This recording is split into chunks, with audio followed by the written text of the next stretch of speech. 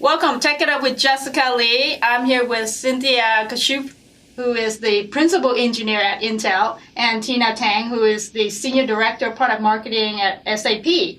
Welcome, ladies. Thanks, Jessica.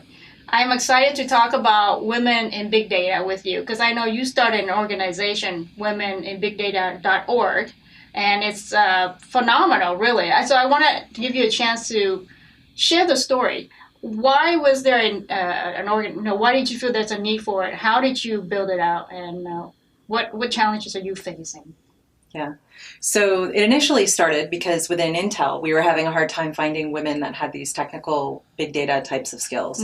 Then that was the impetus for us to reach out to our contacts within industry at other organizations. And that kind of triggered the inception lunch, if you will, where all of the women that are now the co-founders, actually from different organizations like IBM, Cloudera, SAP, variety of others, which I'm not going to try to do an exhaustive list, but because I won't win there. But all of us realized that this was a common theme and that the issues kind of fell into main areas, and we viewed those as areas and opportunities where we could actually impact the community at large. Right. So what is the mission of the organization then? The mission is to champion the success of women in big data fields. Okay.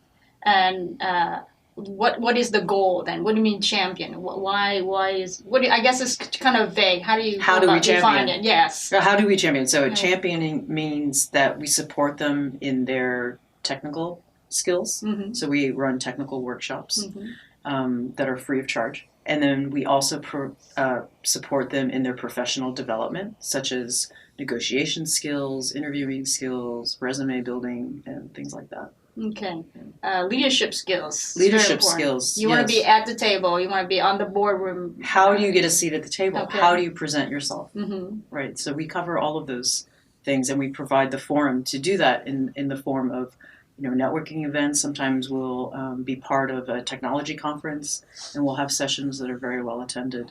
Yeah. And we have speakers and that are inspiring. And generally, the result is we get this huge influx of membership registrations after these events. So you have over 10,000 members worldwide, right? It's doing well. It is doing well. It's going really well, better than we could have ever projected. Okay. And I think because we really hit a nerve in the global community of women in tech.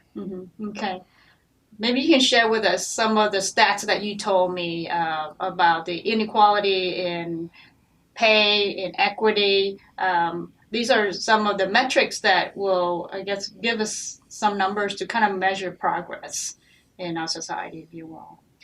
So the pay inequality is pretty well known. It's about 80% or 80 cents to every dollar that men make. Our next goal is equality. The amount of equity that women hold compared to men is even more dismal because equity is really what determines wealth and influence. So there was an extensive study done by an organization called CARTA, and they found that women hold 47 cents to every dollar that men have in equity. And we're talking about stock shares that are given out at tech companies. Exactly, ownership. Yeah. Okay. And I know at Intel, you guys actually have made some progressive policies in making sure there's pay equity. Is there any of this other kind of policy of equity that she's talking about? Is that being addressed? I haven't heard of it formally, so I can't really speak to that. But I know that within the Women in Big Data, what we're hoping to do is to address it by initially raising it as an issue, right? So saying this may be something you should be thinking about when you're looking at your next job transition. So when you're looking at your compensation, people tend to just think, I'm going to start pushing on my base, as opposed to also thinking about equity and equality in the equity space as well, and knowing that you can push for more ownership there. And then probably moving forward, once we've increased the awareness of just the issue, we can start to work on things like transparency and benchmarking equity packages that women receive at different companies at different levels, with the hope that that becomes the next pay pay equity issue, if you will, right? So everybody talks about pay parity, but I don't think, in fact, I'm pretty confident that that doesn't include total comp, which is what we are talking about, is really looking at the total compensation opportunities that women get when they transition roles. Let's hear how you grew the organization. You know, some of the things that you put in place in order to have this grassroots movement and grow globally. So right after that inception lunch, everybody kind of kicked into execution mode, where we all got together, tried to figure out what our mission statement is, what are the key attributes that we're going to try to influence in. And those became things like connect, inspire, educate, and to enable leadership. And so all of those areas were kind of how we organized our organization. So we have specific mentoring, training, and awareness, and all of those things, how they're currently set up, enable anybody that's interested. So anybody that joins and is interested and there's not a chapter nearby, it enables them to actually go and grab that material and start a chapter. And I think that's what has really enabled us to grow from the initial 15 members to now over 10,000 worldwide. Right.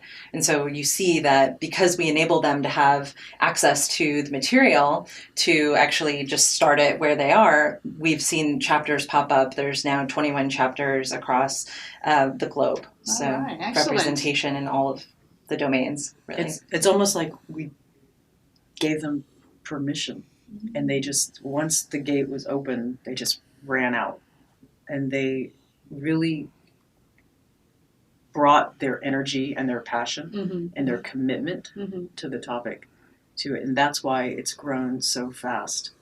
It's really inspiring to see that. It is, and I like how you give opportunities for them to step up and take this leadership role. You talk about if they wanted to start something, these are the things that they have to do. You want to share that a little bit about, like, say they have an idea, an event. So because it's very decentralized, and everyone is more or less autonomous within, the guidelines and the framework. And so if you have an idea, you build a team with the other volunteers to make it happen. So you might have someone help you manage the event logistics. You might have someone help you get the word out on social media, set up the meetup or the invite, and then you'll have maybe an instructor, and then you'll also, more importantly, get a corporate sponsor to fund the catering and the venue and things like that. And a lot of times they'll bring a speaker as well. So we've had a lot of success using that model, and it also coincidentally helps us build our network and has helped us sign corporate sponsors as well as get new members and who are very active, like Netflix and LinkedIn. Anderson Horowitz was an early supporter, and then of course SAP and Intel and Cloudera and IBM and Oracle. And it's great because then they have candidates to recruit these sponsors. Exactly. So now we've actually created a platform for which we can bring the women on site to enable them to not only get training, but also to hear about opportunities, learn about the corporate culture, and actually enable them to be recruiting folks. So kind of making the company real to many candidates and making it accessible. Okay. I want to ask about challenges. I know it's growing a lot, and there's definitely a demand. But what challenges are you facing?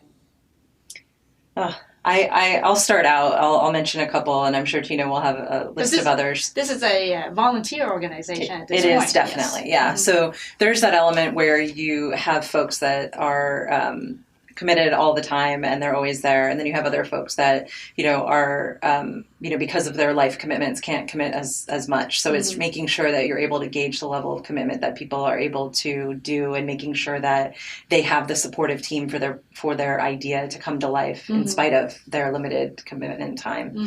Additionally, in terms of metrics to evaluate how much we have contributed in terms of getting to better representation for women in big data, is it's really hard for us to know if whether or not people are landing jobs because they actually found them at one of our trainings and or from our website, for example, because our website, womenatbigdata.org, actually has not only all of the verticals that I mentioned before, but also has the job accessible site. Okay. So, but there's other issues that we have. What challenges do you feel? Well, there's ongoing discussion about because right now it is a completely volunteer organization, and then there's a lot of discussion about would we be able to secure more funding support if we became an official nonprofit 501c3, and so there's ongoing discussion about whether we want to go down that path or not, and then of course there's the other discussion about do we want to become a .com and take our skill set out into the streets and sell our data science expertise. Kind of along those lines, we could actually solve some other issues such as ageism in the workforce. So there's a lot of extremely talented women that are involved in women in big data that actually suffer from ageism in the Valley. And so doing something where it's a .com or we're an agency, I believe we could resolve some of that issue as well, because you give equal access with solid skill background to many that may not actually be given the opportunity otherwise. Yeah, and we're actually piloting this program in our East Coast chapter, and they're forming teams of data scientists and working with commercial companies to work on their data science challenges. Right, excellent. That's very exciting. It is. Yeah, so I'm so glad that you're able to make time to share, to talk about women in big data, and letting the audience know that there is a huge movement going on, and if they're interested, they just need to go to your website, right? Yes. Womenindata.org. Thank you, Cynthia and Tina, for being on the show. Talk about women in big data. Exciting things you're doing, and thank you for doing the work that you do. Thanks, Jessica, for having us. Thank you. Thanks for watching Tech It Up with Jessica Lee.